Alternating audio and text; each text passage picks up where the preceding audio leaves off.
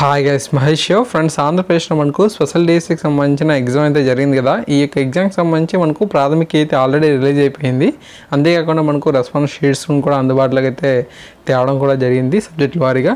But ఏంటంటే ఈ యొక్క ప్రాథమిక కీపై మీకు ఏమైనా సరే సందేహాలు ఉంటే, ఈ యొక్క ఆన్సర్స్ కరెక్ట్గా లేవు అని చెప్పి మీకు అనిపించినట్లయితే ఖచ్చితంగా మీరు అఫీషియల్ వెబ్సైట్లో కంప్లైంట్ అనేది అంటే మనం అభ్యంతరాలను తెలిపవచ్చు అనమాట.